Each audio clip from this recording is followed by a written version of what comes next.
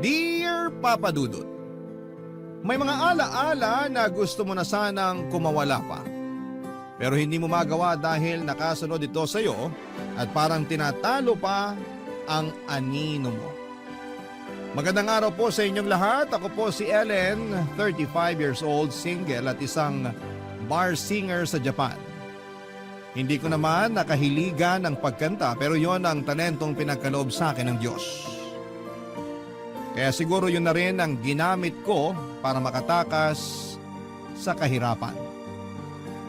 Hindi kasi ako nakapagtapos ng pag-aaral. Pangarap ko pa namang maging isang teacher pero hinarang ang pangarap kong yon ng kahirapan. Isang taon lang ang inabot ko sa kolehiyo. Isang taon lang pinatikim sa akin ang pangarap kong maging isang guro. Hanggang isang araw ay sinabihan ako ng nanay ko na tumigil na ako sa pag-aaral dahil hindi na niya kayang bayaran ang tuition ko. Sinabi ko sa kanya na magtatrabaho ako at hinayaan niya naman ako. Sa simula ay nakayanan ko pang sustentuhan ang pag-aaral ko. Pero dahil maliit lamang ang sahod at kinailangan ni nanay ng katuwang sa mga bayarin sa bahay, kaya kinailangan kong magpaalam sa kolehiyo. Nagtrabaho ako para may pangtustos sa mga bayarin sa bahay. Wala na rin kasi akong tatay at wala rin kapatid na pwedeng makatulong sa akin sa mga gastusin. Namatay na si tatay bago pa man ako makatungtong sa kolehiyo. Huminto na rin si nanay na magtrabaho dahil hindi rin naman ganong kalaki ang kinikita niya. At napapagod lang siya dala ng kanyang edad. Ako na ang umako sa lahat, Papa Dudut. Hanggang sa pinalad ako at may nakarinig ng boses ko habang kumakanta ako kasama ang mga kaibigan ko sa isang videoke bar. Na-recruit ako para mag-Japan. Umoo ako kaagad. Kung yun ang paraan para makaahon na sa hirap, Papa Dudut. 25 anyos ako nang makapag-Japan. Pinaghirapan kong ipunin ang bawat natatanggap kong sahod at tip para makabili ng bagong bahay. Nakapagpagawa na ako ng bahay sa awa ng Diyos. Lagi ako nakikibalita noon kay nanay sa bahay at positibo naman lagi ang feedback. Excited na ako noon na matirhan sa wakas ang bahay na pinaghirapan ko. At nung umuwi ako nitong nakaraan ay nalaman kong ayaw palang tumira ni nanay doon.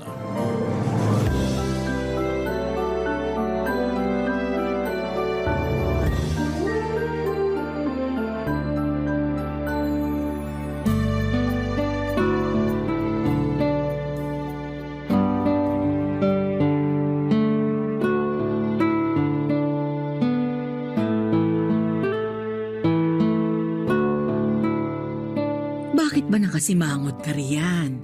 Nagtataka lang po, Nay. Nagtataka saan? Ilang taon nang nagawa yung bagong bahay natin. Pero hindi ko maintindihan kung bakit hindi pa rin kayo lumipat dun habang nasa Japan ako. Nakatamaran ko na sigurong maglipat. Pag may pinaplano kasi ako, sinusumpong ako bigla ng rayuma o kaya may hindi magandang nangyayari. Lagi na lang po ba? Ilang taon na yung dumaan. Wala kahit isang araw na swerte at maayos ang kalagayan nyo para makalipat? Wala rin akong kasama na mag-aasikaso.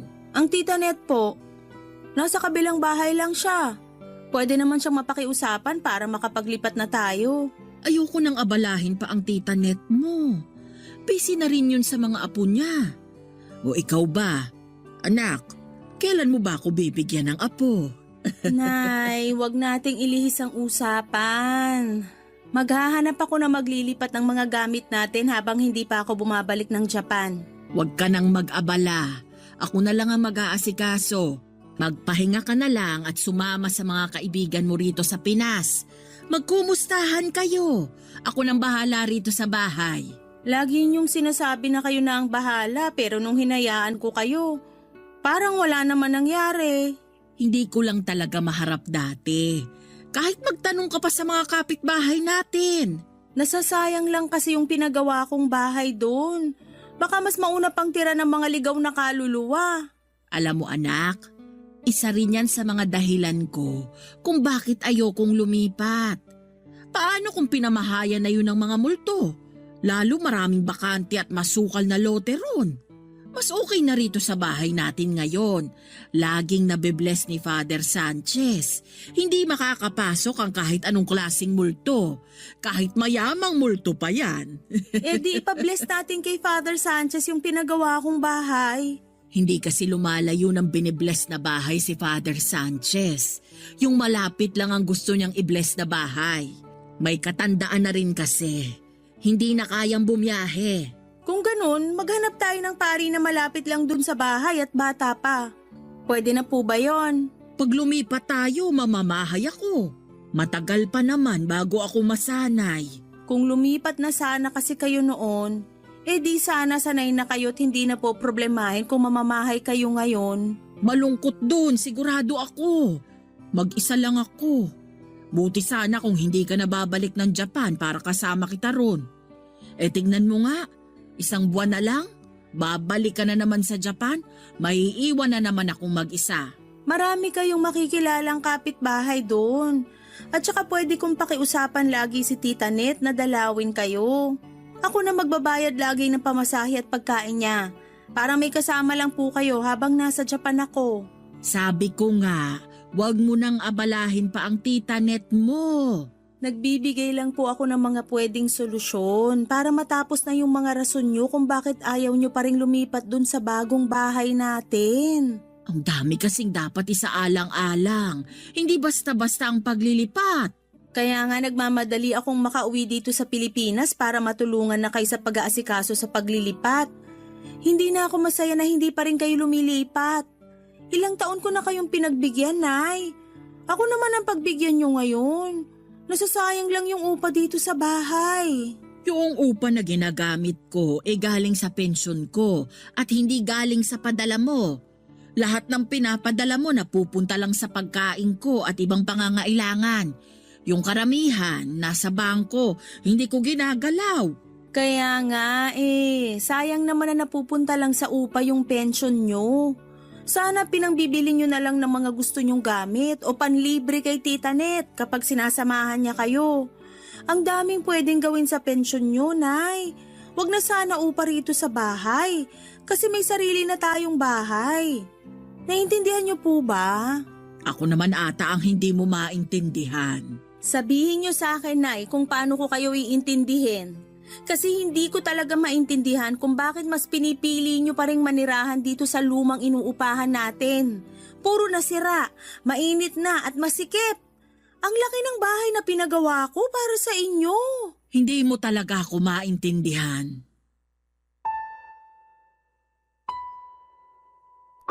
Umiling si nanay at saka ako iniwan para pumasok sa kanyang kwarto. Napansin kong nagtampo na siya, Papa Dudut, kaya hindi ko na inulit ang pangungulit ko sa kanya na lumipat na. Malit lang ang inuupahan naming bahay na yon at sakto lang para sa aming dalawa at minsan ay kulang pa. Hindi papasok ng bisita dahil masyadong masikip para malakaran. Doon na unang tumira si nanay at tatay bago pa man din ako isinilang.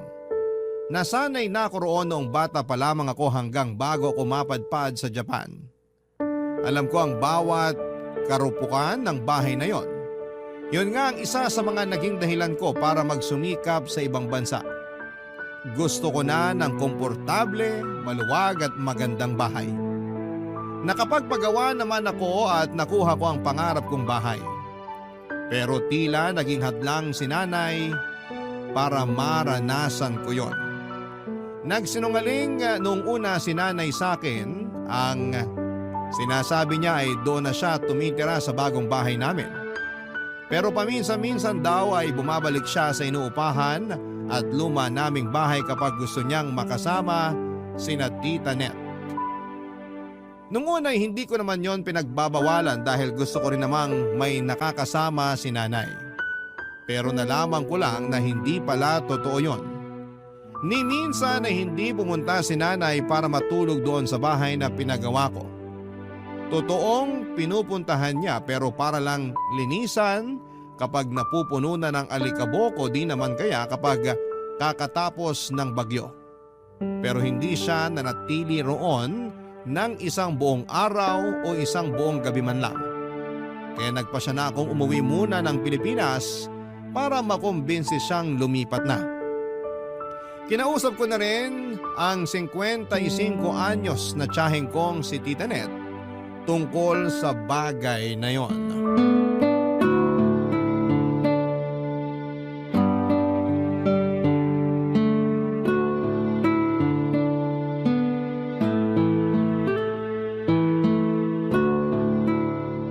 Ay nako, ilang taong ko na pinagsasabihan ng nanay mo na lumipat na doon sa bahay na pinagawa mo.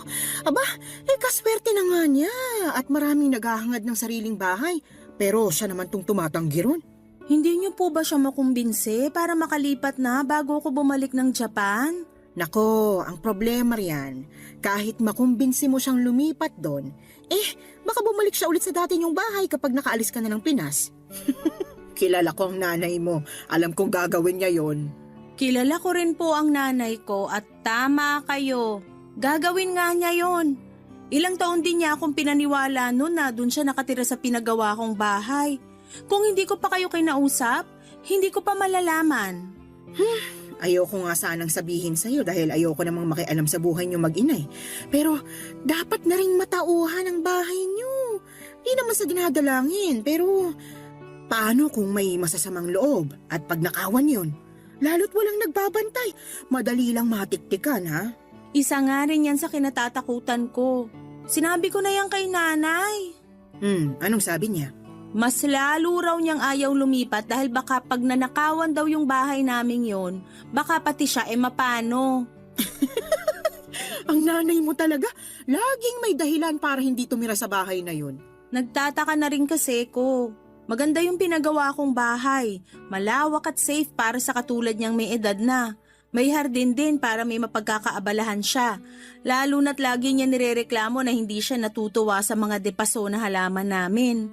Gusto raw niya malawak na hardin. Yun naman yung binigay ko. Pero ayaw pa rin niyang tumira doon. Kung di pa yun maasikaso, baka pati ahas at daga maligaw na rin doon. Paano ko pa makukumbinsi si nanay, Tita Net? Hindi ko na rin alam, sa totoo lang. Napagod na nga rin akong kausapin siya tungkol dyan. Minsan, nagalit pa siya sa akin ha, dahil mas marunong pa raw ako kaysa sa kanya. Iba na talaga kapag nagkakaedad Sa tuwing napagsasabihan mo, sumasama agad ang loob. Napansin ko na naman po yun. Nagtampo nga rin si nanay sa akin nung isang araw nung kinausap ko siya tungkol sa paglipat. Lalo na nung tinabla ko na lahat ng mga rason niya kung bakit ayaw niyang lumipat. Naku! Panigurado umusok ang ilong ng nanay mo sa tampo. Ayaw pa naman nun na hindi mo iniintindi ang mga rason niya kahit gaano pa yung kabaluktot. Huwag mo akong isusumbong ha. Kaya nga, hindi ko na rin alam ang gagawin.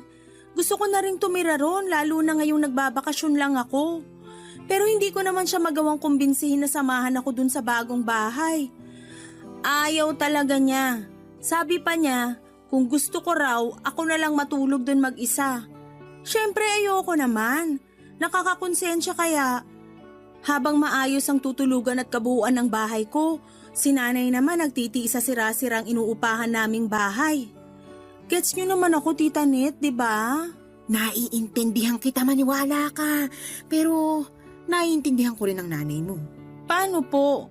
Pag nagkakaedad ang isang tao, mas lalo siyang nagiging sentimental sa mga nakasanayan niya sa paligid niya, lalo ng mga bagay na nagpapaalala sa kanya sa nakaraan.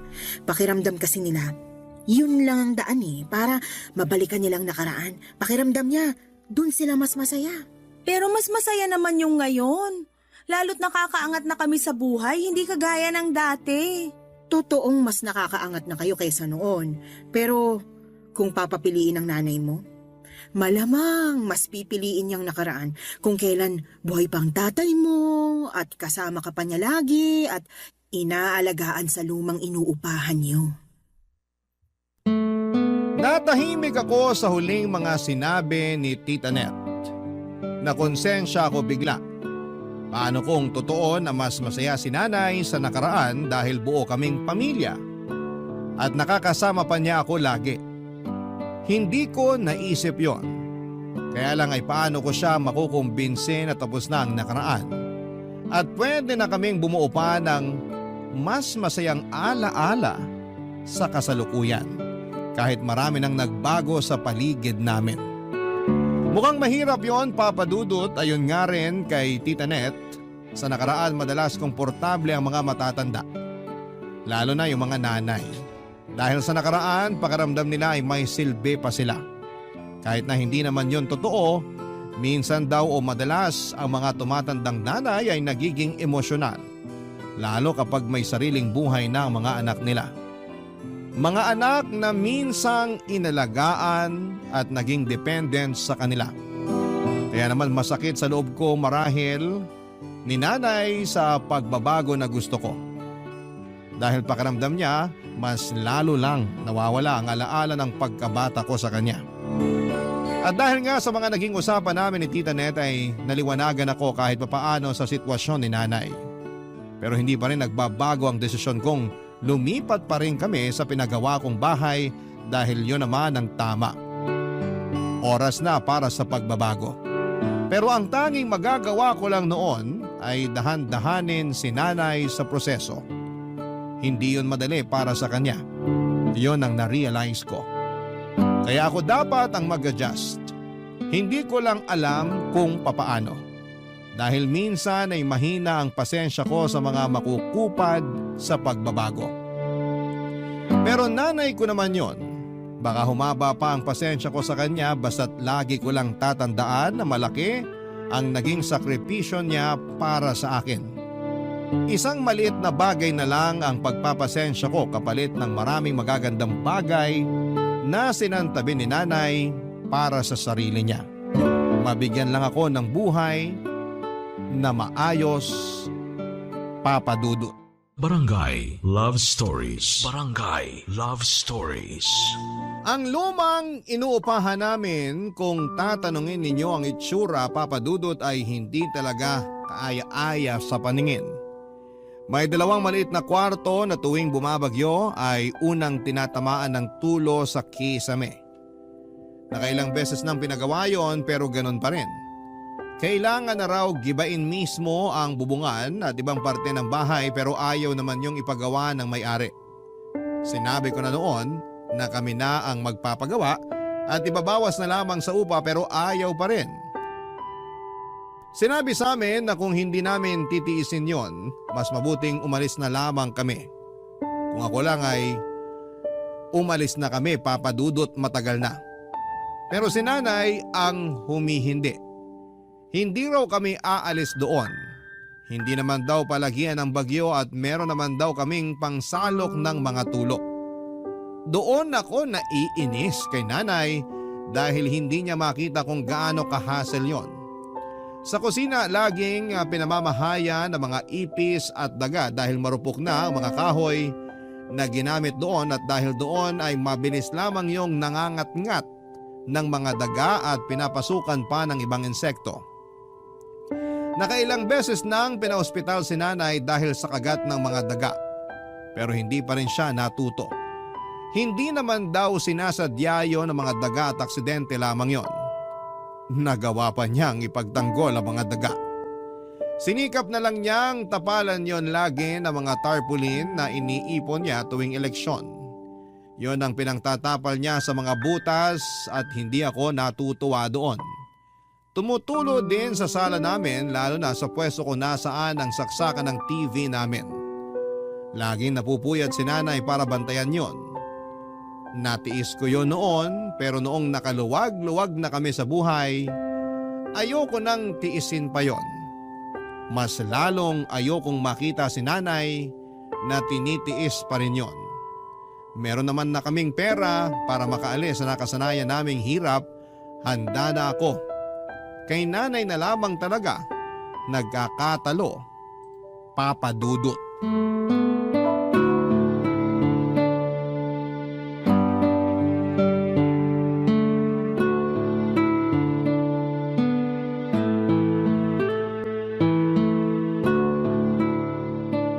Bakit ka natutulog dito sa sala? Ang daming lamok dito ah. Tumutulo na naman sa kwarto ko, Nay. Naku, bakit kaya? Hindi naman bumabagyo. Sakto lang ang buhos ng ulan.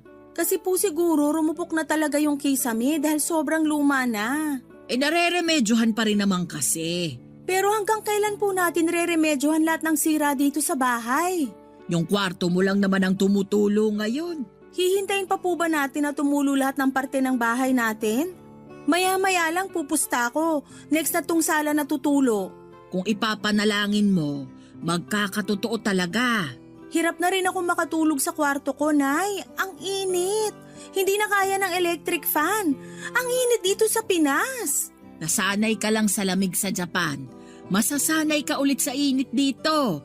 May 1 buwan ka pa. Gusto ko nang makatikim ng lamig ng aircon, Nay. Kung bakit naman kasi pinalagay mo yung aircon dun sa pinagawa mong bahay eh. Imbes na dito mo nalang pinalagay. Talagang doon ko ipapalagay kasi doon ko naman balak gamitin. Di magtiis ka sa init sa kwarto mo ngayon.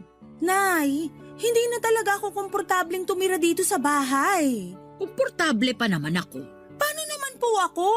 1 beses ka lang naman sa loob ng 2 taon bago umuwi. Tiisin mo na lang. Hindi ko na dapat tiisin to kasi nakapagpagawa na ako ng bahay na magiging komportable tayo pareho. Para saan pa lahat ng pinaghirapan ko sa Japan kung hindi naman magiging maghinawa ang pagstay ko dito sa Pinas? Parang walang nangyari. Parang balik hirap uli. Paanong walang nangyari? Naipagawa mo na nga yung kusina natin dito. Hindi na sinisira ng mga daga. Opo, kasi sa likuran ng kwarto nyo naman ngayon dumadaan yung mga daga para manira doon. Nagtatago lang sila ron. Hinahabol kasi ng mga pusa. Ay, bakit kaya ayaw nyong tumira sa bahay na walang daga, no? Hindi naman nananakit ang mga daga. Pero may naitutulong ba sila sa atin? Nakakatulog ako ng maayos sa kwarto ko. Parang pugo ng kwarto nyo, Nay. Mas mainit pa kaysa sa kwarto ko. Pag pumapasok ako doon, para akong ensaymada na mina-microwave. Ako naman ang natutulog sa kwarto ko. Komportable ako roon kahit mainit. Sanay na ako. Hindi nyo naman kasi kailangang masanay sa ganun. Subukan lang nating matulog 1 gabi dun sa pinagawa kong bahay. 1 gabi lang, para makita nyo ang kaibahan. Matanda na ako masyado para masanay sa mga bago. Hindi na natin pwedeng gamitin yan, Nay. Kaya nga ako nagtrabaho sa Japan para makapagbigay ng magandang pagbabago sa inyo. Ayoko nang nakikitang napeperwisyo kayo tuwing tag-ulan dito sa bahay. Ako yung napapagod sa kakareklamo nyo sa mga tulo sa kisame. Pati yung mga saksakan na hindi na gumagana dahil laging pinapasukan ng tubig at mga insekto. Ako yung natatakot para sa inyo. Paano kung isang araw hindi nyo mabantayan yung mga saksakan natin? Pwedeng pagmulan nyo ng sunog. Mabilis lang ako makaamoy ng usok kahit natutulog ako. Huwag mo na akong problemahin. So mas gusto nyo na paghandaan na lang lagi ang sunog dito sa bahay? Aasahan nyo na lang lagi? Ni hindi nyo man lang gustuhin na tumira sa bahay na hindi basta-basta pagmumula ng sunog o kahit anong disgrasya? Wala namang nangyaring ganyan dito sa bahay mula nang umalis ka papuntang Japan.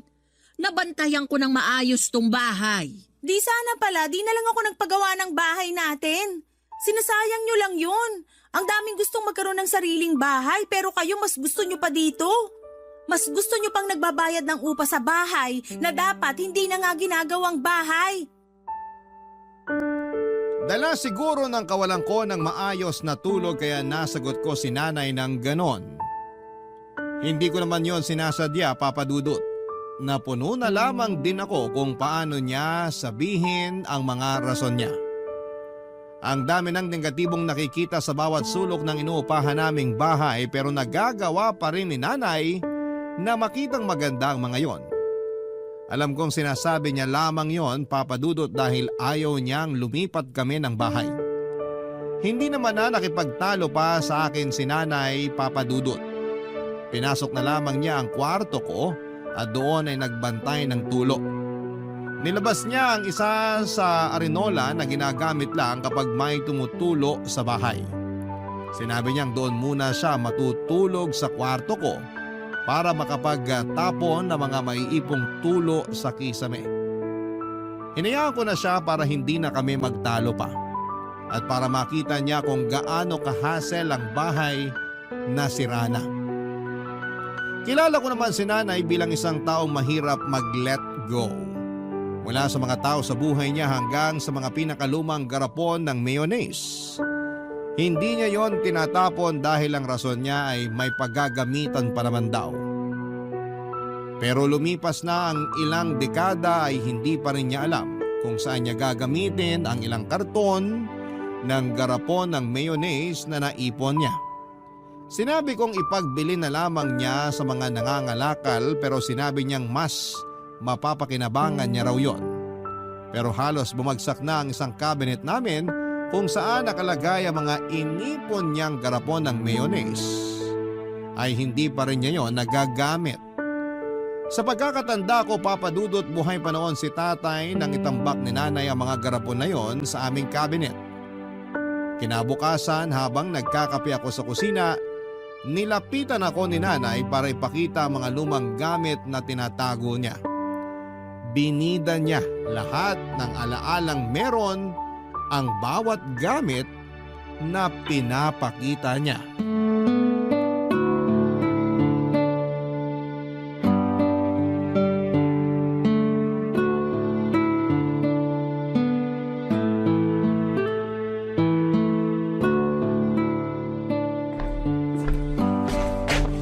Anak, may ipapakita ko sa'yo. Ano po yon? Tignan mo tong karton na bitbit ko. Oy, teka, ilalapag ko lang sa mesa. Wag naman sa mesa, Nay. Ang daming alikabok niyan eh. Sa upuan na lang, please. Mahina po yung ilong ko sa alikabok. O sige, teka. Matutuwa ka rito sa mga ipapakita ko sa'yo. Mga garapon po ba ng mayonnaise yan? Naku, hindi! Mga pinaglumaang gamit mo. Baka mamaya may magsilabasan pang ipis dyan at mga bubuit. Nay, ayoko pong makita yan. Bakit naman hindi? Habang nagbabantay ako ng tulo sa kwarto mo, naalala kong nilagay ko pala ito sa pinakataas na parte ng cabinet mo. Kinuha ko. Natuwa ako na hindi pa nasira ang mga inilagay ko rito sa karton. Nakakapagtaka nga. Halos lahat ng gamit ko sa kwarto nasira na dahil sa mga tulo sa kisame. Himala na nakasurvive yung laman ng karton na yan. Siniksik ko talaga sa dulo ng cabinet itong karton, kaya hindi naapektuhan ng mga tulo sa kwarto mo. Pag hindi na mapapakinabangan at makakadagdag lang po ng kalat dito sa bahay, ibigay na lang sa mga nangangalakal o kaya itapon na lang. Ay, hindi pwede! Bakit ko naman itatapon tong unang tsupo na ginamit mo? Regalo sa'yo to ng tita net mo. Binili niya sa unang sahod sa unang trabaho niya. Ang cute! Sige na nga, itago po natin yan. O, andito pa rin ang pusod mo. Nakasiksik sa lumang medyas mo nung bata ka. Tinago niyo talaga yan, Nay? Pampaswerte raw kasi ito, lalo kapag binitin sa kisame. Kaso laging tumutulo sa kisame natin, kaya itinago ko na lang sa medyas mo. Sa kapaalala ito na minsang koneksyon nating mag-ina. Paalala ito na galing ka sa akin.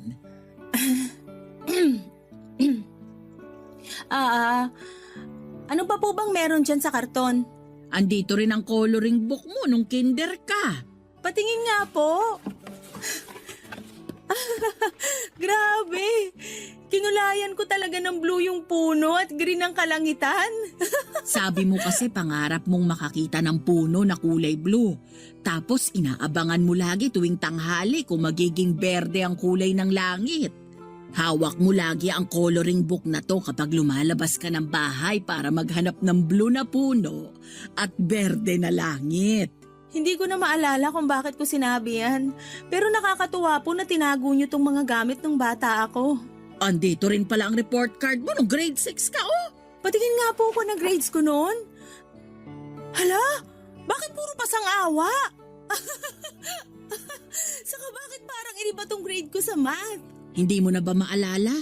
Ikaw ang nagbura ng grade mo sa math. 70 yan, pero pinalitan mo ng 75 para kunwari pumasa ka. Nalaman ko rin ang totoo dahil pinatawag ako ng teacher mo. Naalala ko na nga. Nakakahiya naman. Ito pa ang unan mo. Unan mo to nung baby ka. Pero palagi mo pa rin ginagamit hanggang tumungtong ka ng high school. Naaalala ko nga, hindi mo tinatanggal sa tabi mo, lalo noong high school ka na. Ni hindi ko nga maitakas sa'yo para labhan eh. Lagi kang nagagalit kapag kinukuha ko. O kaya heto, nakaipit pa rin ang amoy at marka ng laway mo sa una na to. Siguro naman ipapalaba mo na ito ngayon, ano? Huwag niyo na pong laban. Itapon niyo na. Sunugin niyo kung pwede. Pero paborito mo ang una na to. Sabi mo noon sa akin, ito ang naging proteksyon mo sa mga mumo na pumapasok sa kwarto mo. Hindi naman ako totoong naproteksyonan yan. Itapon niyo na po. Pero... Itago niyo na lahat ng garapon ng mayonnaise. Pati na yung pusod kotso po na regalo ni Tita Net. Pero parang awa niyo, nanay. Itapon niyo yung una na yan. Nagulat si nanay sa mga sinabi ko, Papa Dudut. Alam niyang naging paborito ko ang una na yon. Hindi niya alam ang isasagot sa akin noon. Sa halip ay binalik niya lahat ng mga nilabas niyang laman ng karton at saka pumasok sa kanyang kwarto. Hindi na niya muling binalik sa kwarto ko ang karton na yon. Hindi na rin namin muling pinag-usapan yon. Lumipas na lang ang mga araw pero parang hindi naganap ang pagpapakita sa akin ni nanay sa laman ng karton, Papa Dudut. Hindi ko alam kung tinapon na niya o nilabhan man lang ang unan. Wala na rin akong balak na alamin pa. Basta't hindi ko yon nakikita sa paligid ko ay ayos na ako. Sinumpa ko kasi ang una na yon, lalo na noong nagdalaga na ako. Maraming sekretong nalaman ang una na yon, mga sekretong tinakasan ko hanggang ngayon. Isa sa mga dahilan kung bakit gusto ko nang makaalis kami ni nanay sa inuupahan naming bahay ay dahil marami akong masalimuot na alaala sa bawat sulok ng bahay. Mga alaalang hindi ko nagawang ikwento kahit na kanino. Kahit kay nanay mismo, mga alaalang pilit kong tinatago sa pinakasulok ng puso at isipan ko. Hindi ko yon nakayanang harapin, Papa Dudut. Kaya nga nang pumunta ako ng Japan, inakala kong matatakasan ko na ang mga alaalang yon. Pero hindi pala, Papa Dudut. Sinundan ako ng mga alaalang yon hanggang sa pag-alis ko ng bansa. Akala kong malaking tulong na hindi na ako nakatira sa inuupahan naming bahay pero hindi pala. May mga bagay akong handa nang sabihin ngayon. Sa susunod na parte ng kwento ko, sisiguraduhin kong maiintindihan ninyo kung bakit kating-kati akong lumayas sa inuupahan naming bahay ni nanay ng mga panahong yon, Papa Dudut. Barangay Love Stories. Barangay Love Stories. Nawala ako sa mood ng mga sumunod na araw, Papa Dudut. Dala yon ng mga nagsidagsaang mga alaala na nakabalot sa una na ipinakita sa akin ni nanay. Ilang gabi na akong hindi makatulog dahil dinadalaw ako ng mga hindi magagandang panaginip tungkol sa nakaraan ko. Mga panaginip na binalikan ako dahil hindi ko nagawang kumprontahin. At nang mga oras na yon ay para akong inuusig para sa wakas ay harapin na. Pero hindi ko kaya. Muli na naman akong nagtago. Nagpaalam ako kay nanay na roon muna tutuloy sa pinagawa kong bahay. Nagbaon ako ng mga kailangan ko para sa ilang araw na pananatili ko doon. Iniisip ko na baka sakaling makatulong kung lilipat ako ng bahay para hindi na ako mahanap ng mga nakakatakot na alaala ko sa nakaraan. Dahil masyado ng maraming sakit ang dinulot sa akin ng lumang bahay namin. Hindi ko na kayang balikan lahat ng yon. Kaya naman tinungo ko na ang bagong bahay namin at sa unang gabi na natulog ako sa pinagawa kong bahay ay naging maayos yon. Kinabukasan habang naglilinis ako ng kusina ay bigla na lamang ako nagkaroon ng flashback tungkol sa tinatakasang kong trauma. Muli na naman akong nanginig, natakot at nagtago. Napatakbo ako sa kwarto ko at doon ay umiyak habang yakap ang bagong unan. Kumalma ako pagkatapos. Hindi ko na binitawan ang bagong unan na yon, Papa Dudut, at sinigurado kong katabi ko yon kahit saang sulok ako ng bahay. Maski sa pagbalik ko sa luma naming bahay ay bitbit ko yon. Tila naging proteksyon ko yon mula sa madidilim na ala-alang sumusunod sa akin. Pagkarating ko ng bahay ay inabutan kong nagkakape sina nanay at tita Net. Nakangiti si nanay na sinalubong ako. Kinukuha niya sa akin ang bitbit kong unan pero tumanggi ako. Nakiupo na rin ako katabi nila habang hawak pa rin ang bagong unan ko, Papa Dudut.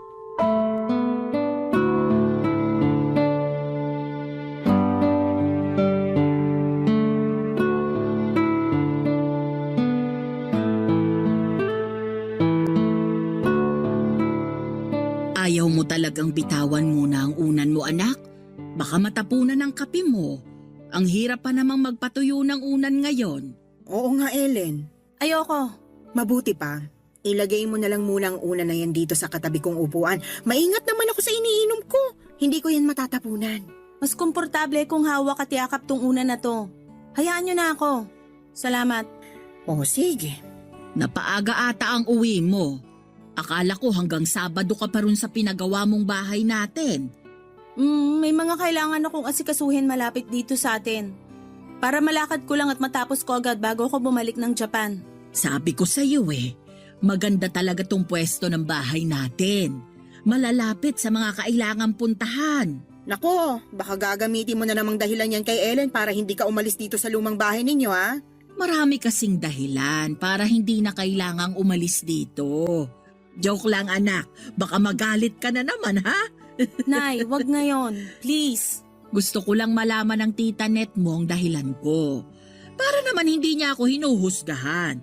Magkapatid tayo. Kahit ano pang sabihin mo, trabaho kung husgahan ka. May bago pa ba? Nung nagpakasal ako, tinutulan mo. Pero ikaw naman tong nakarami ng kain sa handa namin. Kahit ano pang sabihin mo, trabaho kung kumain sa kasal mo. Naaalala ko pa nga, yung inuwi naming cake sa kasal namin, hindi nagkasya sa rep. Yan ba yung pagkagising nyo kinaumagahan? Nakita nyo na lang yung 2 bubuit na nakapatong na sa cake at busog na busog sa icing ng cake? Hindi sila nakagalaw, dala ng kasibaan sa matamis. Sana talaga pinauwi nyo na lang sa akin yung natira nyong cake eh. Di sana sikmura akong nakinabang, hindi sikmura ng mga bubuit sa kusina ninyo.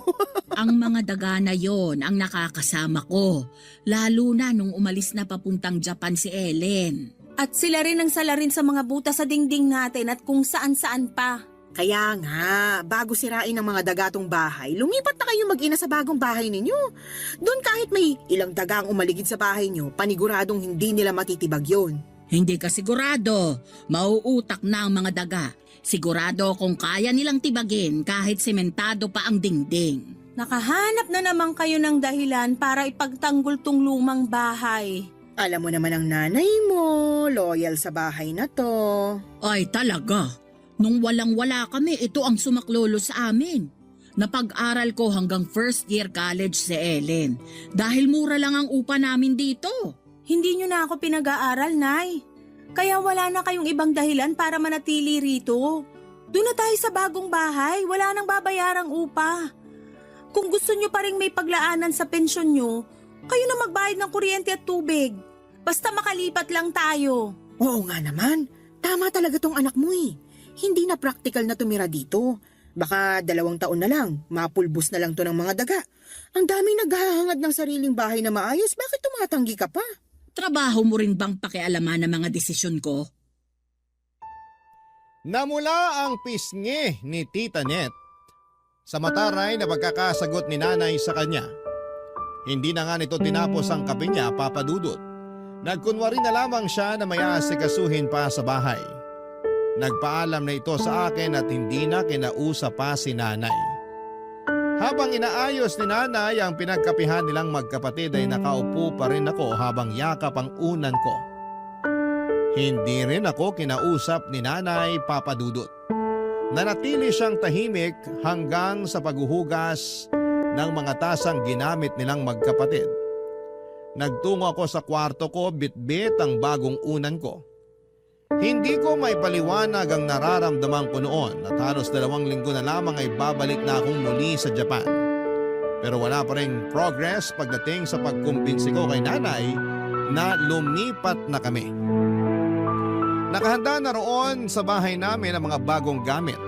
Kompleto na lahat ng mga appliance. Mga appliance na matagal na niyang hinihiling kay tatay noong nabubuhay pa ito. Binigay ko naman pero bakit parang nawala na ang pangarap niyang yon? Nakatulugan ko na ang kakaisip sa kung paano pa makukumbinsi si nanay na lumipat na hanggang sa naklakbay ang isipan ko patungo sa isang nakaraan na pilit kong tinatalikuran.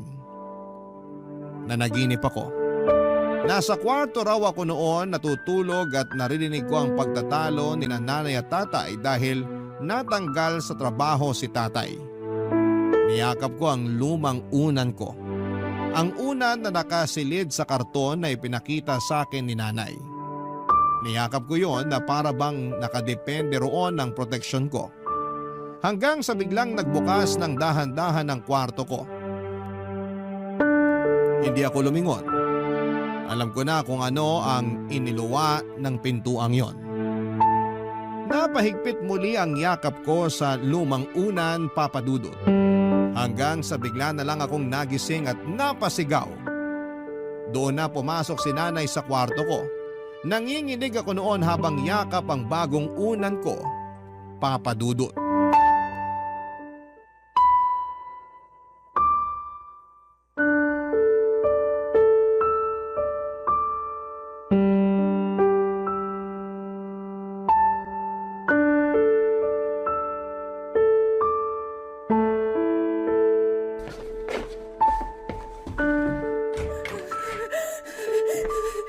Anak, ayos ka lang? Anong nangyari? Bakit ka sumigaw? Masamang panaginip! Masamang panaginip! Nandito na ang nanay. Panaginip lang yon. Walang mangyayaring masama. Hindi yon totoo. Pero totoo yung panaginip ko, Nay! Totoo! Kaya iyon panaginip. Gawa-gawa ng isipan nating laging pagod. Huwag mong paniwalaan yun. Halika sa labas. Uminom ka ng malamig na tubig para kumalma ka. Halika na. Totoong panaginip ko! Natutuliro ka lang ngayon. Okay lang yan. Tara sa labas para mahanginan ka. Hindi to okay, Nay! Kailan ba kayo makikinig sa akin? Nakikinig naman ako. Kung nakikinig ka, bakit hinayaan mo ako umiyak lagi sa kwarto ko? Ano bang sinasabi mo? Nung bata ako, alam kong naririnig mo akong umiiyak. Siguro. Oo. Hindi ko na matandaan. Alam mo naman ang nanay. Maraming inaasikaso, lalo na nung nawala ng trabaho ang tatay mo. Hindi na kita nabantayan o napakinggan. Pasensya ka na ha. Gusto mo bang pag-usapan? Ang tagal ko nang gustong pag-usapan, Nay. Pero lagi niyo lang ako hinahayaang magkulong sa kwarto. Gusto kong bumawi sa'yo ngayon. Kung ano man yung pagkukulang ko. Kausapin mo ko. Ibibigay ko lahat ng kailangan mo. Gusto ko nang umalis dito. Parang awa niyo na, umalis na tayo rito. Anak, wag muna kaya nating pag-usapan yan. Ito ang kailangan ko, Nay. Kala ko ba ibibigay niyo ang kailangan ko? Kailangan na nating umalis sa bahay na to. Bakit ba nagmamadali kang umalis? Minamadali po ba kita? Kasi ilang taon na ako nangungulit sa inyo na lumipat na kayo dun sa bagong bahay para makapagsimula na tayo ng bagong buhay natin. Bakit ba kailangan baguhin ang buhay natin? Masaya naman tayo sa ganito. Sa dati. Kayo lang. Hindi ako naging masaya sa bahay na to. Dahil masyado ng magandang tinirhan mong bahay sa Japan. Dahil mas matibay ang pinagawa mong bahay kaysa rito. Baka nakakalimutan mo. Malaki ang naiambag nito sa buhay mo. Kung alam niyo lang kung ano pang naiambag ng bahay na to sa akin, maintindihan niyo kung bakit gusto ko na itong sunugin. Wala akong maalalang ginawang masama sa'yo ng bahay na to para pagsalitaan mo ng ganyan. Siguro nga nga hindi itong bahay na tong nakagawa ng masama sa akin, pero yung taong tumira dito, meron! Anong ginawa ko sa yung hindi maganda? Bukod sa hindi kita pinuntahan nung umiiyak ka sa kwarto mo. Sabihin mo sa akin lahat para bago ka bumalik ng Japan, matapos na tong nararamdaman mong hinanakit sa akin at sa bahay na ito. Nay! Nay! Pinagsamantalahan ako ni tatay! Ano? Bawat sulok ng bahay na to sa tuwing umaalis kayo para magtrabaho. Doon ako sinisimulang pagsamantalahan ni tatay. Kung gumagawa ka lang ng kasinungalingan para makalipat na tayo ng bahay, tigilan mo yan. Parang awa mo na. Magbigay ka naman ng respeto sa yumao mong ama. Tama nga yata yung desisyon kong wag magsumbong sa'yo noon. Kasi hindi mo rin ako papaniwalaan sigurado. Tulad ng ginagawa mo ngayon. Gusto kitang paniwalaan. Pero ang imposible na mga bintang mo sa iyong ama. Disente at maayos ang tatay mo. Bigyan mo naman ng respeto ang kaluluwa niya. Hindi ito pagbibintang, Nay. Totoo lahat. Hindi mo alam kung ilang dekada kong tiniis lahat ng masasamang panaginip ko tungkol kay tatay. Kung paano ako laging kinakabahan sa tuwing may nagbubukas ng pintuan ng dahan-dahan. Hindi niyo alam. Hindi niyo alam na halos magdugo na yung mga mata ko sa kakapuyat para makapag-ipon, para makapagpagawa na tayo ng bahay at makaalis na sa bangungot na bahay na to. Hindi niyo alam. Kasi parang wala na ba kayong pakialam? Anak! Sa kusina, doon niya ako unang pinagsamantalahan. Hinawakan niya yung hita at balakang ko, tapos pinilit niya yung sarili niya sa akin. Tinakot niya ako. Papatayin daw tayo ni tatay kapag nagsumbong ako, kapag hindi ako pumayag. Kaya wala akong nagawa. Wala naman ako kasama kasi lagi kang wala. Pumayag ako. Sa mesa sa sala yung sumunod. Sa banyo rin nung minsan nagluluto kayo sa kusina. Sinubukan ko magpasak lolo pero nilakasan ni tatay yung tubig sa gripo. At madalas sa kwarto na to. Tuwing madaling araw. Tuwing tulog kayo. Diyos ko! Diyos ko! At ang paborito kong una na kinamumuhian ko ngayon. Yun ang lagi kong pagtakip sa mukha ko sa tuwing hinaharap ako ni tatay habang pinagsasamantalahan. Akala ko mapoprotektahan ako noon para hindi ko makita ang kahiyupan ni tatay. Pero hindi. Tulad mo rin yung unan na yon. Walang kamalay-malay. Walang alam.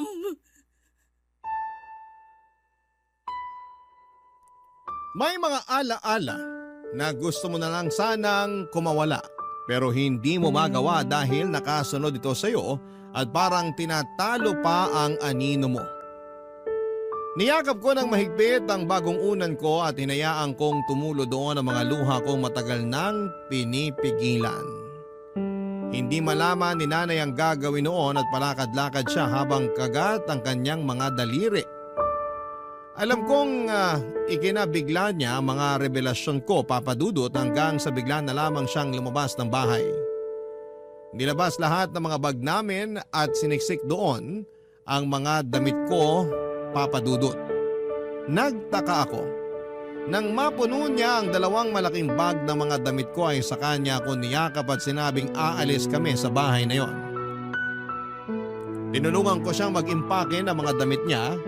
Iniwan namin ang mga lumang kagamitan namin, kabilang na ang lumang unan ko. Oras na para makapagsimula ng bago. Yun ang sinabi ni nanay. Si nanay na sa una ay natakot sa pagbabago pero kinaya niya para sa kapakanan ko. Alam ko naging mabigat para kay nanay ang mga inamin ko, lalo't alam kong minahal niya ng totoo si tatay. Hanggang sa huling hininga nito. Pero minsan matatapos na lamang ang pagmamahal na yon kapag nalaman mo ang kadilimang bumabalot sa taong yon. Nakalipat kami kaagad sa pinagawa kong bahay. Sa bagong bahay na yon kami nagsimula, Papa Dudut. Pinasya ko na ring huwag na munang bumalik ng Japan at makasama muna si nanay. Parehas kaming kailangang hilumin ang naging sugat na dala ni tatay sa buhay namin. Magsisimula kami, magsisimula ulit.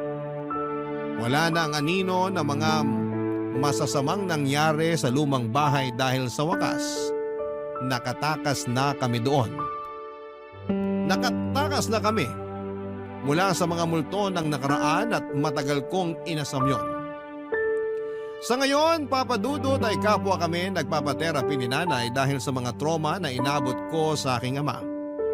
Kinailangan namin ng mga makakatulong sa aming sitwasyon para hindi na kami dalawin pa ng mga nakakatakot na pangyayaring yun. Kaya sana para sa lahat ng mga inabuso ay magawa ninyo sanang makatakbo palayo sa mga taong gumawa niyan sa inyo at makakapamuhay kayo sa mas maayos na lugar. Kasama ang mga taong mahal kayo at bibigyan kayo ng proteksyon. At ang pangako, hindi na mauulit ang naranasan ninyong kadiliman. Hanggang dito na lamang po ang aking liham, Papa Dudut. Naway nakapaghatid po ito ng aral at ng lakas para sa mga katulad kong may pinagdadaanan. Muli maraming salamat sa pakikinig. Ang inyong kapuso at kabarangay forever, Ellen.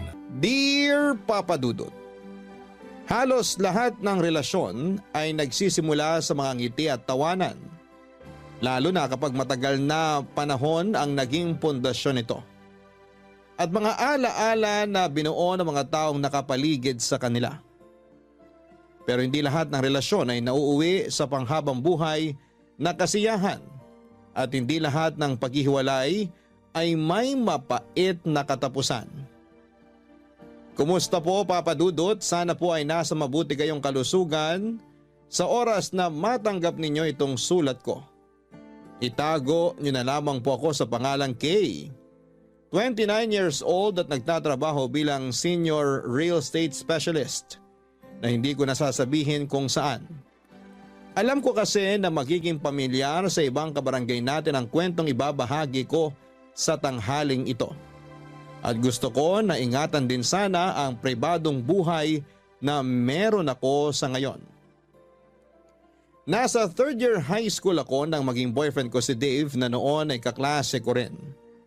Umabot hanggang college ang relasyon naming dalawa dahil mabait talaga ang boyfriend ko. Bukod sa pagiging mabait, sobrang sweet niya rin at mahilig siya sa mga sorpresa. Isa na nga sa mga ginawa niya na hindi ko makakalimutan ay yung pagkanta niya sa akin. Kasama ng ibang choir member sa labas ng university namin habang may hawak siyang bouquet ng roses sa araw ng mga puso. Maraming estudyante ang nakakita at kinilig dahil sa ginawang pagsorpresa sa akin ni Dave, Papa Dudut.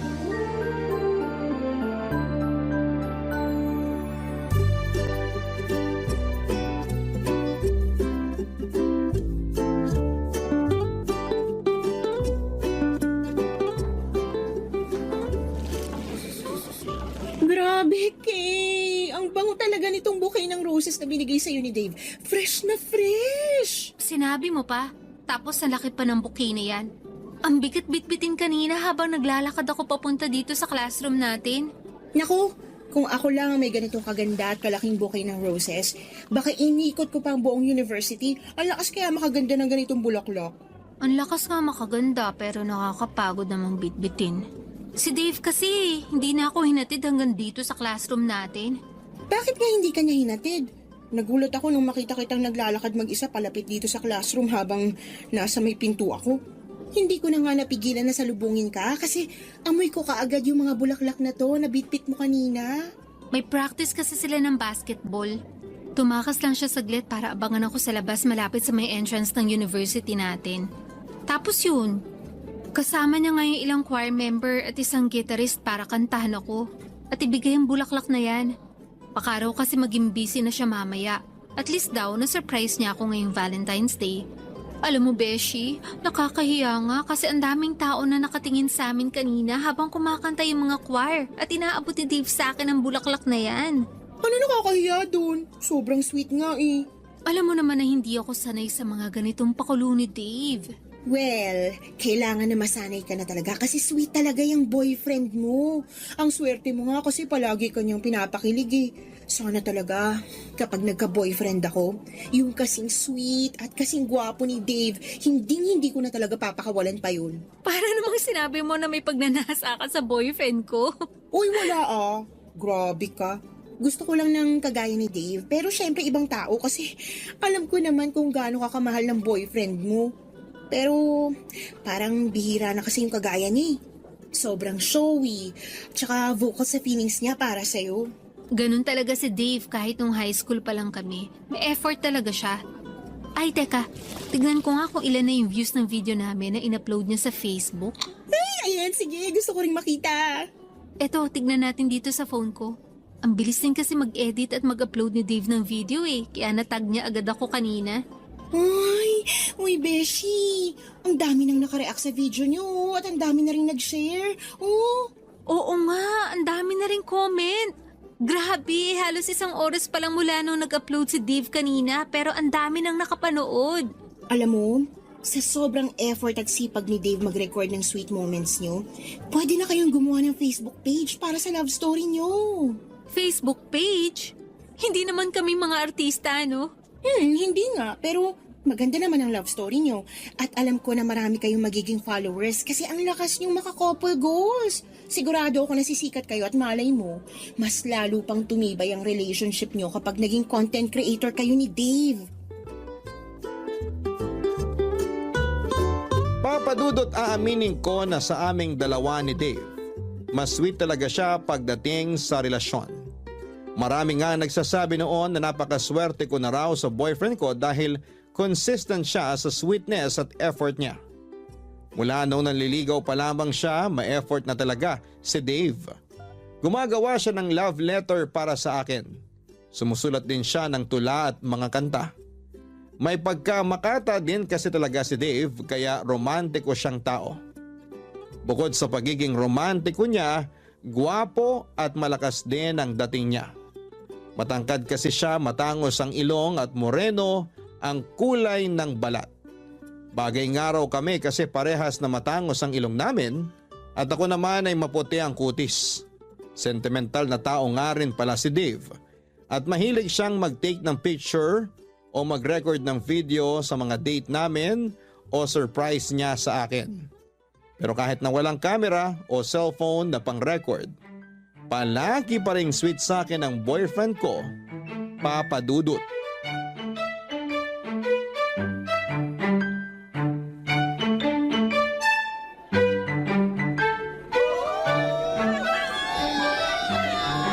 Congratulations, mahal! Congratulations din, mahal! Sa wakas, natapos na rin natin ang college! Nakatapos tayo ng walang kahit na anong binagsak na subject. Oo nga, mahal. Kahit pareho tayong nahirapan talaga, walang sumuko sa atin. Tinutulungan din kasi natin noon ang isa't isa. Lalo na kapag malapit na ang finals natin. Kahit magkaiba tayo ng course at mga subject, sabay pa rin tayo nagre-review. Alam mo, mahal, akala ko nga hindi na ako makakasabay sa'yo na graduate. Bakit naman? Kasi di ba, may 2 major subject ako na muntik ko nang maibagsak. Oo, naalala ko yun. Masyado kasing nabaling ang focus mo sa basketball eh. Pero nakabawi ka naman, di ba? Nakabawi ako kasi tinulungan mo ako sa pagre-review. Kaya thank you, mahal. Kasi kahit alam ko na pagod ka rin, hindi mo yun pinakita at pinaramdam sa akin. Alam ko rin kasi na kailangan mo ko. Kaya binigay ko lahat ng suporta at pagmamahal ko sa iyo. At dahil dyan, may gusto akong ibigay sa'yo. Ano yun? Eto, Anong laman ng maliit na kahon na yan? Buksan mo para malaman mo. O sige, ito, bubuksan ko na. Mahal, ang ganda naman ng singsing na to. Teka, isusuot ko muna sa daliri mo ang singsing. Ayan, bagay sa daliri mo, mahal. Sana nagustuhan mo ang regalo ko sa'yo. Sobrang nagustuhan ko kasi ang ganda ng design niya. Ang kinang, tsaka bagay na bagay sa daliri ko. Hindi pa yan engagement ring ha. Promise ring pa lang yan. Naaalagaan at mamahalin kita palagi. At ganun din ang gagawin ko, mahal. Nandito lang ako palagi para mahalin at alagaan ka. Thank you para sa singsing na to, ha? At sa lahat ng pag-aalaga mo sa akin. Wala yun, mahal. Masaya ako at nagustuhan mo ang regalo ko sa'yo. Saktong-sakto rin pala talaga sa'yo ang singsing na to. Alam mo talagang sukat ng daliri ko, ha? Siyempre naman, kasi palagi kong hawak ang kamay mo. Kung pwede nga lang, hindi ko nabitawan para masigurado ko na sa akin ka na talaga forever. Kahit naman hindi mo hawak ang kamay ko, sinisiguro ko sa'yo na sa'yo lang ako, mahal. Forever! Grabe! Napaka-sweet naman talaga ng couple na to. Ayan po guys, naka-live po tayo ngayon at kita nyo naman kung gaano ka-sweet ang dalawang kaibigan ko. Friends, mag-hi naman kayo bago ko i-stop ang live na to sa Facebook page nyo. Naka-live ka, Beshi? Oo, sa Facebook page nyo. Mag-hi na kayo ni Dave kasi ang daming nanonood ngayon dito sa live video ko. Hi guys! Thank you sa mga nanonood palagi ng live namin sa Facebook. Thank you rin sa mga nag-congrats guys.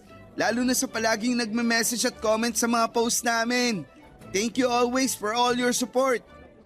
Ayun guys, salamat ulit sa mga nanood. I-end ko na muna tong live natin ngayon Bye! Uy, Beshi! Kanina ka pa ba talaga dyan? Oo, nagtago lang ako dun sa may likod ng malaking puno para makunan ko ng live sa Facebook page niyo yung pagbigay sa'yo ni Dave ng promise ring.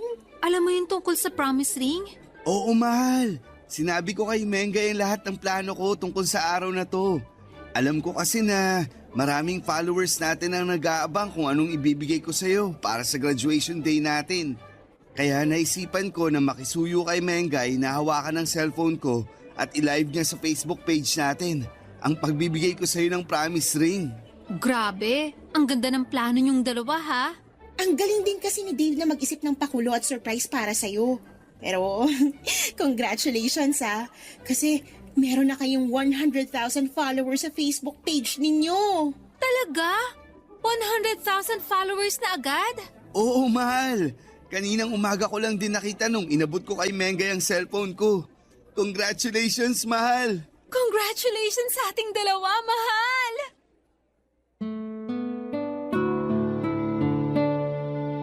Papadudot marami rin kaming sweet moment videos na nagtitrending noon sa social media. Pinakamaraming shared and reacts yung pinakaunang video namin na nagtrending kung saan ay kinantahan ako ni Dave sa labas ng university namin. Ang daming nagsabi na sana lahat ay may kagaya ni Dave na sobrang sweet na boyfriend. Vocal and showy si Dave mula pa lang noong manligaw siya sa akin.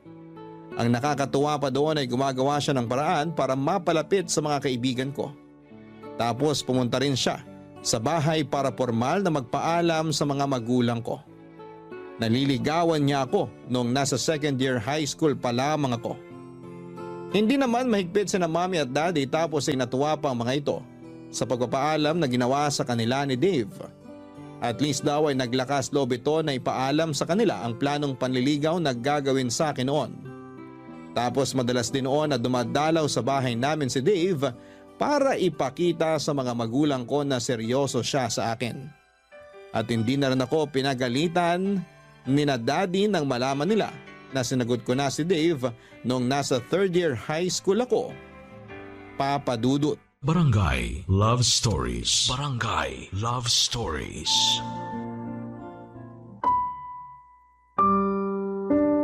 Papadudot na unang lumaki ang number ng followers namin ni Dave sa Facebook profile namin dahil sa mga trending sweet video namin. Kaya naisipan namin na gumawa ng Facebook page kung saan kami ay nag-upload ng mga luma at bago naming video. Nakakatuwa kasi hanggang sa page na yon ay tumaas agad ang number ng followers namin ni Dave. Hanggang sa naisipan na nga namin gumawa ng content kagaya ng pagpaprank at pagsusurprise sa isa't isa. Dahil si Dave nga ang mas may effort at mas sweet, siya yung madalas na gumagawa ng content, nagvi-video o nag-surprise sa akin. Lahat halos ng date namin o surprise gift at pakulo niya para sa akin, recorded ng camera na pinag-ipunan naming bilhin para sa paggawa namin ng content. At sa paglaki pa ng number ng followers namin sa iba't ibang social media account, nagsimula na rin kaming kumita ng pera dahil sa mga content na ina-upload namin. Halos kami na nga ni Dave ang nagbabayad ng kalahati ng tuition fee namin noon. Pero hindi rin naman namin yon naging priority dahil pareho naming pangarap na makapagtapos ng pag-aaral. Bagay na natupad namin noon, Papa Dudut. Hi guys! Thank you sa nanood ng quick Facebook live namin ng mahal ko. Mahal, bumati ka rin sa mga nanonood ng Facebook live natin ngayon. Ito ang cellphone ko. Ay sige. Hi po sa viewers namin dyan.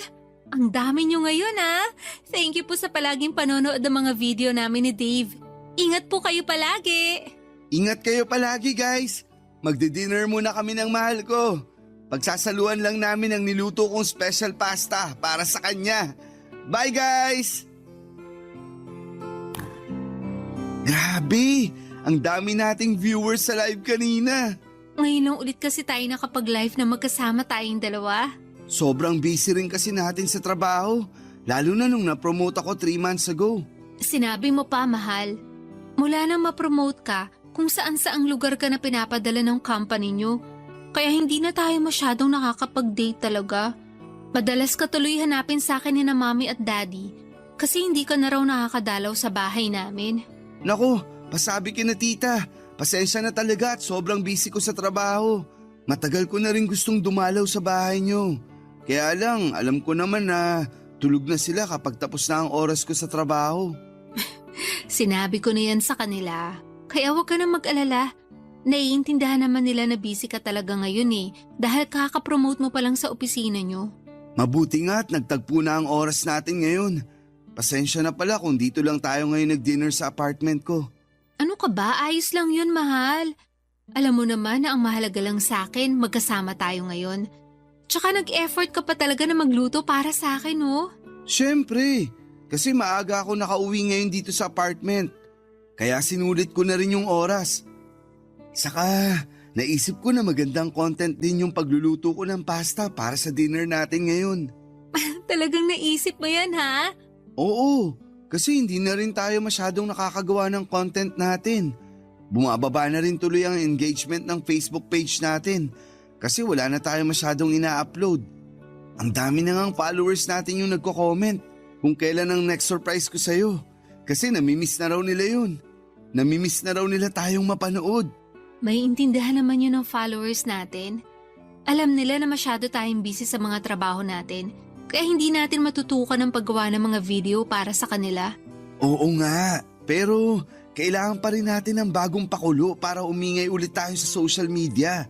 Alam mo na, maraming bagong content creator ngayon kaya baka mapunta na sa kanila ang followers natin. Mahal, alam naman natin kung anong lamang natin sa mga bagong content creator ngayon. Yung pagiging totoo natin bilang isang couple, hindi tayo kagaya nila na palaging scripted yung mga video. Lalo na yung surprises o pranks na ginagawa natin, hindi mawawala ang followers natin kasi alam nila kung paano tayo katotoo sa isa't isa.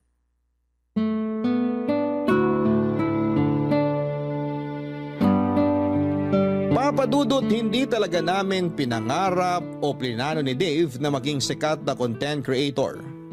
Gusto lang namin na i-share ang love story naming dalawa.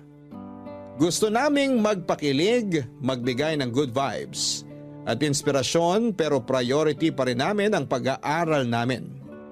Hindi kami nagpasilaw sa kasikatan kahit lumampas na sa 100,000 ang followers namin sa Facebook at kumikita na talaga kami ng sarili naming pera.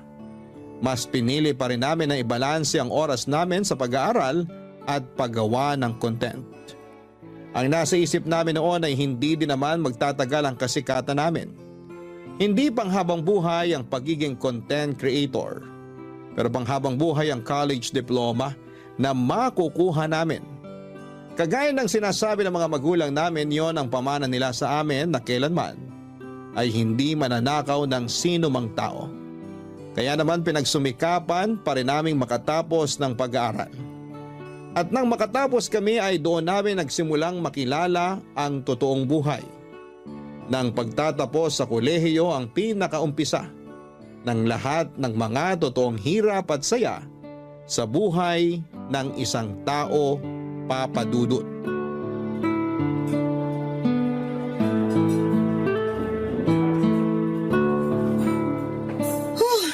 Beshi, sorry, ngayon lang ako nakarating. Ang traffic kasi sa dinaanan namin ng taxing sinakyan ko.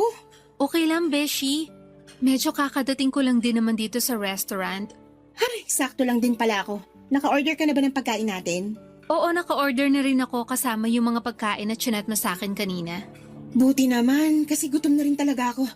Grabe kasi talaga yung traffic, kahit inagahan ko na yung alis sa bahay namin. Friday din kasi ngayon kaya traffic talaga. Ay, wait lang ha. Tumatawag si Dave.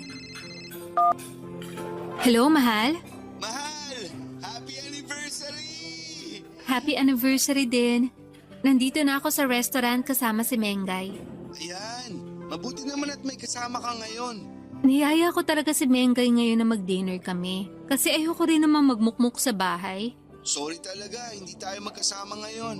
Ayos lang. Kahit ang ganda na sana ng plano natin na out-of-town vacation para sa anniversary celebration natin. Mahal, sorry na talaga.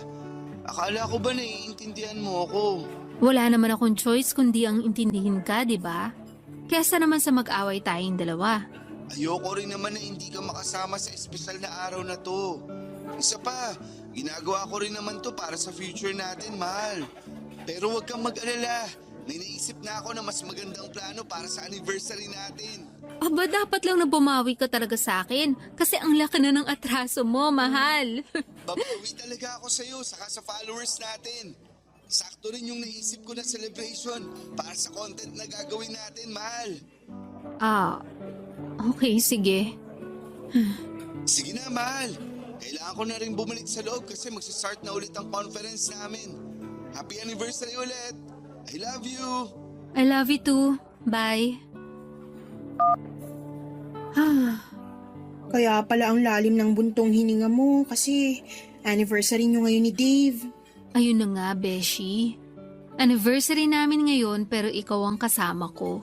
Sabi mo nga, at least may kasama ka ngayon na magandang date kahit wala ang boyfriend mo. Kasi nga wala naman akong choice. Nakakainis pa kasi parang mas pinaghahandaan pa niya yung content na yan kesa sa anniversary talaga namin. Naiintindihan ko naman siya kasi maraming nag-aabang sa anniversary nyo. Kahit madelay ang celebration nyo, ang mahalaga, makapag-upload siya ng bagong video ng surprise niya sa'yo. Beshi, hindi na surprise yun. Kasi alam ko na may gagawin siyang something para sa anniversary namin. Huwag mo na lang abangan para ma-surprise ka pa rin. Pero, Beshi, curious lang ako. Kumusta naman kayo? Okay naman.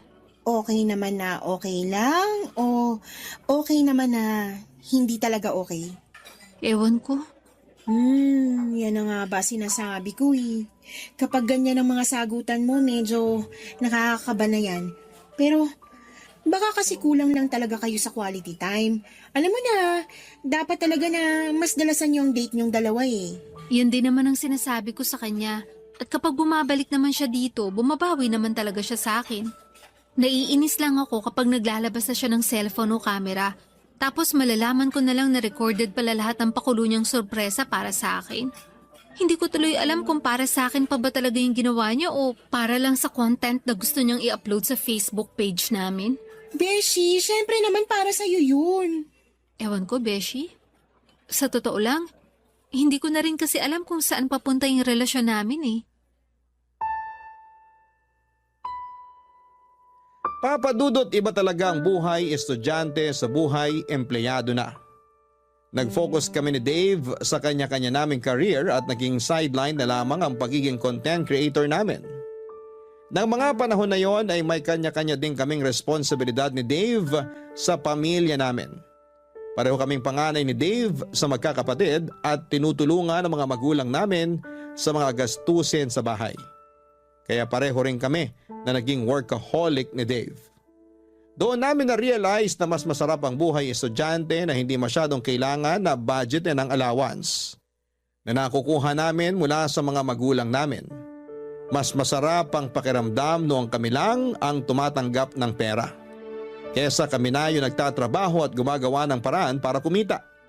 Kaya sa sobrang focus namin ni Dave sa mga trabaho namin, unti-unti kaming nawala ng oras sa paggawa ng content para sa Facebook page namin. Pero hindi lang kami sa paggawa ng content na wala ng oras, kung hindi pati na rin sa relasyon namin, Papa Dudut. Barangay Love Stories. Barangay Love Stories.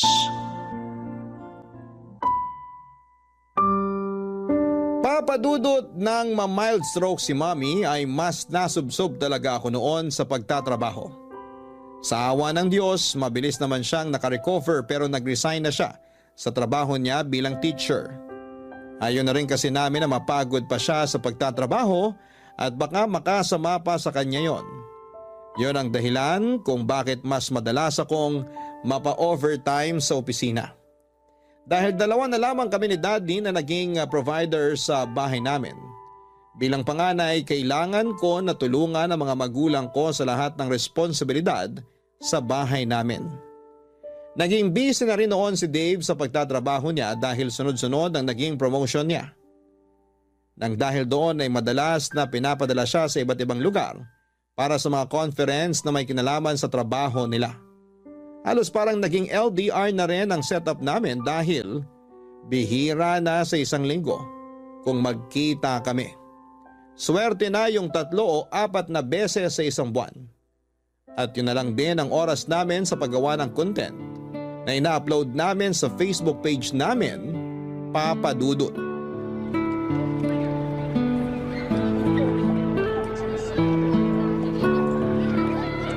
Hello, Beshi. Nasa bahay ka ba ngayon?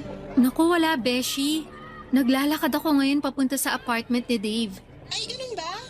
Yayayain sana kita manood ng sine ngayon kasi palabas na yung bagong rom-com movie na inaabangan natin. Pero mukha namang magtatagal yun sa sinihan kaya sa ibang araw na lang. Kapag bumenta ang movie na yon, magtatagal talaga yun sa sinihan. Ganun na nga, Beshi. Bakit pala kailangan mong pumunta sa apartment ni Dave ngayon? May pinapacheck kasi siyang document sa apartment niya. May duplicate naman ako ng susi niya kaya makakapasok din ako doon agad. Akala ko ba dapat kahapon pa yung balik niya dito sa Maynila? Ayun na nga rin ang akala ko eh. Pero na-extend na naman ang conference niya sa Davao. May kailangan siyang ipasa na document para sa tax niya. Pinasuyo niya sa akin na i-check sa apartment niya kung nandun. Kasi kung wala, yung mama naman niyang tatawagan niya para hanapin sa kwarto niya dun sa bahay nila sa Batangas. Okay, sige. Bukas na lang tayo manood ng sine kasi mukhang kailangan mo na naman ng heart-to-heart conversation. Bahala na. Tawagan na lang kita bukas ha. Beshi, ibababa ko na rin tong tawag kasi nandito na ako sa may harap ng gate ng apartment ni Dave. Sige, Beshi. Ingat ka dyan. Thank you, bye.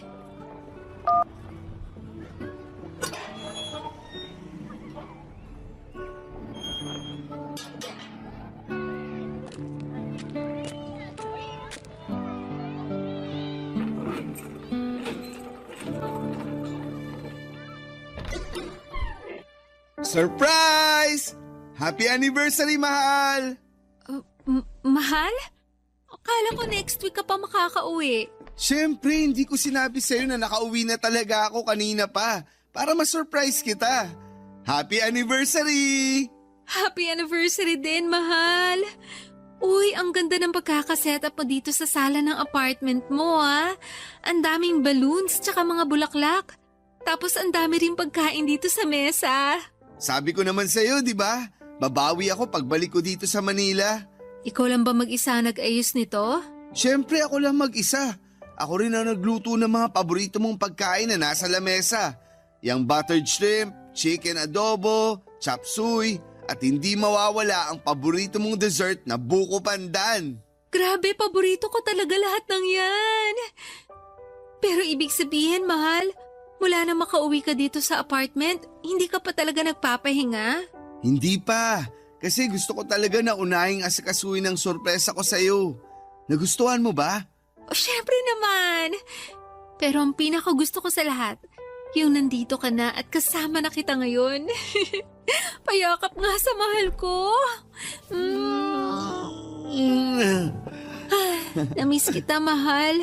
Kung alam mo lang, palagi kitang iniisip, lalo na kapag mag-isa lang ako sa kwarto. Namimiss ko yung mga yakap mo, kwentuhan natin, at lahat sa iyo, mahal. Sobrang namiss talaga kita. Paano ba yan, guys? Miss na daw ako ng mahal ko. So hanggang dito na lang muna ang video recording na to at babawi lang ako sa kanya. Mahal, paalam ka muna sa followers natin. Naka-record pala to sa camera mo. Bye-bye, guys! Thank you sa mga bumati ng happy anniversary sa amin. Thank you, guys! Bye! Ayan, nakastop na ang video recording ng camera ko. May nakatago ka palang camera. Oo, dito ko nilagay sa may maliit na lamesa. Tapos tinakpan ko nitong tela para hindi mo kaagad mapansin. Ang galing mo talaga magtago ng camera. Akala ko yung surprise mo sa akin. Wala na munang camera this time. Alam mo naman na hindi makukumpleto ang surprise ko kung walang camera. Kasi malulungkot ang followers natin. Actually, sa kanila nga galing ang idea ng surprise na to. May nabasa akong mga comment na ganitong surprise daw ang gawin ko para sa'yo. Buti nga hindi mo napansin yun. Kaya sinunod ko ang suggestion nila. Okay. Okay, kain na tayo kasi nagugutom na rin ako, mahal. Mauna ka na, mahal. Hindi mo ako sasabayang kumain? Susunod ka agad ako. Mag-i-edit lang ako ng mabilisan ng video natin para mai-post ko na rin mamaya. Hindi pa pwedeng unahin mo na lang munang sabayan akong kumain? Mabilis lang na pag-i-edit to, mahal. Sigurado kasi ako na maraming nag-aabang ng anniversary video natin. Kaya i-edit ko na para ma-post ko na rin kaagad. Matutuwa na naman ang followers natin at tataas na naman ang engagement natin. Kaya uunahin ko na muna to, mahal. Papadudot, minsan naisip ko na parang nagiging scripted na lamang ang relasyon naming dalawa ni Dave. Yung mga sorpresa o pagiging sweet niya sa akin ay parang ginagawa na lamang niya para sa content namin. Pakiramdam ko ay hindi na siya sincere sa effort na ipinapakita niya sa akin. Minsan na lamang kasi kaming magkita at magkasama. Tapos kailangan pa na recorded yon sa camera niya. Wala namang problema sa akin kung nire-record niya ang mga ganong moment namin dahil sa sentimental siyang tao. Pero yung point na alam kong ginagawa niya lang yon para sa content na gusto niyang i-upload sa page namin, doon ako medyo naiilang. Lalo na nga kapag nalalaman ko na yung mga surprise na ginagawa sa akin ni Dave ay galing sa suggestion ng ilang followers namin na nagko-comment sa post namin. Hindi pala yon galing sa orihinal na ideya ni Dave. Pakiramdam ko tuloy noon ay parang hindi na kami yung dating Dave at Kane na magkarelasyon. Parang nagiging ibang tao na kami dahil sa pagiging content creator namin. Parang naging puppet na lamang kami na naging sunod-sunuran sa mga request ng fans namin, Papa Dudut.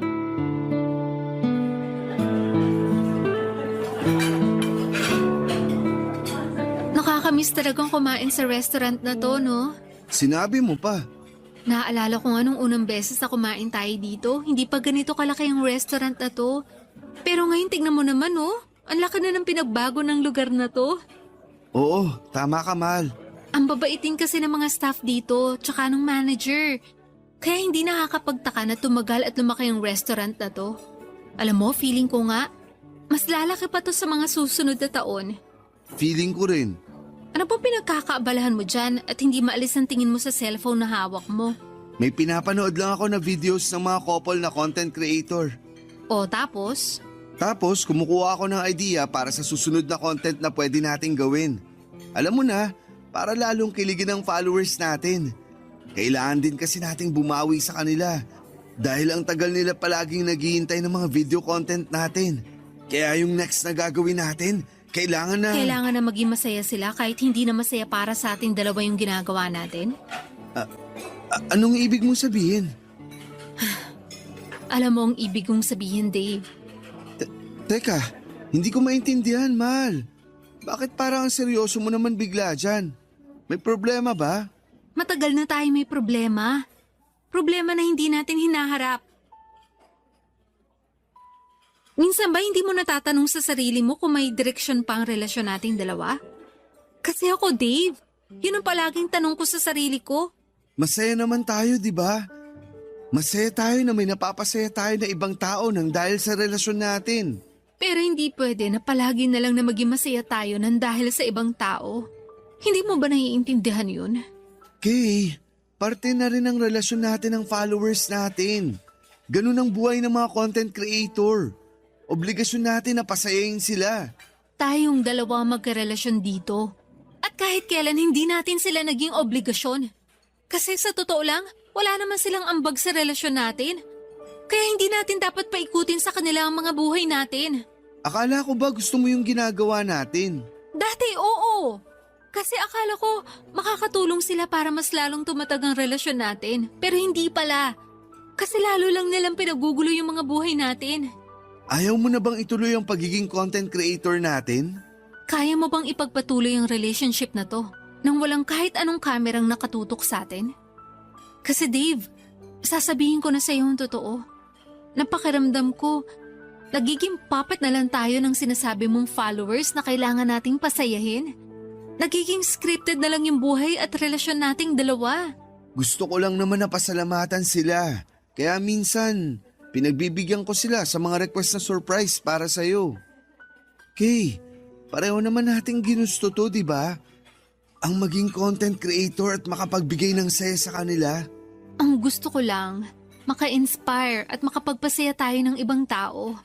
Pero hindi yung binabase natin sa kanila yung buhay natin. Dave, taputin mo nga ako.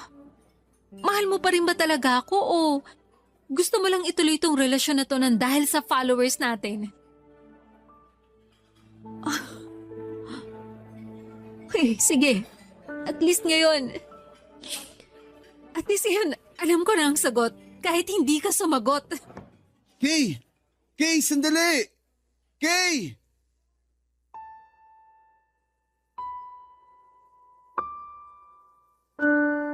Papadudot, mas nakilala namin ni Dave ang isa't isa nang magkaroon na kami ng sari-sarili naming responsibilidad sa pamilya namin. Hindi pala talaga biro ang maging adult. Hindi na kami kagaya ng dati na puro sarili na lamang ang pwedeng isipin.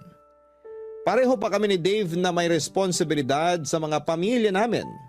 Pareho naming hindi pwede na maging priority ang relasyon naming dalawa.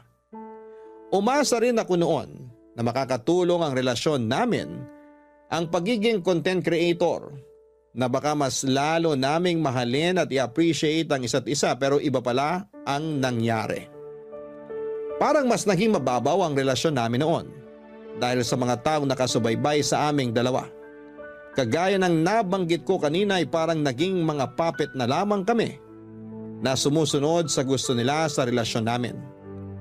Aaminin ko na may mga videos kami noon na naging scripted na lamang din para lang mag-trending kami at hindi mawala sa spotlight. Mga fake pranks o scripted na surprises, date at kilig moment. Madalas na pinipeke na lamang namin ang saya na ipinapakita namin sa mga tao. Ginagawa namin yon para maging masaya ang followers namin. Ginagawa namin yon kahit na hindi na kami totoong masaya. Nang maramdaman ko na may problema na talaga sa relasyon namin, inisip ko na baka maayos pa namin yun ni Dave. Kasi syempre hindi rin naman biro yung ilang taon na nag-invest kami sa relasyon namin. Pero may mga problema at relasyon talaga na hindi na kayang ayusin. May pagmamahal na kapag nawala na, hindi na kayang ibalik pa.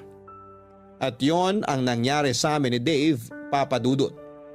Nagpapanggap na lamang kami na masaya para maging masaya ang followers namin. Pagpapanggap na hindi na namin kayang patagalin pa. Kaya naging mutual ang desisyon namin na tuluyan ng bitawan ang isa't isa. Papadudot kasunod ng pagtatapos ng relasyon namin ni Dave, yung desisyon na tuluyan ng i-delete ang Facebook page namin. Hindi na rin kami gumawa ng official announcement tungkol sa paghihiwalay namin. Dahil pinag-usapan namin na doon magsisimula ang pagiging pribado ng kanya-kanya naming buhay. Tahimik, masaya at may peace of mind. At kung sakali man na mapili po ninyo ang sulat kong ito, ito na rin siguro ang huling pagkakataon na babalikan ko ang kwento namin ni Dave. Kaya nagpapasalamat ako sa pagkakataon na may bahagi sa ating mga kabarangay ang parteng ito ng buhay ko. Ang inyong forever kapuso at kabarangay, Kay.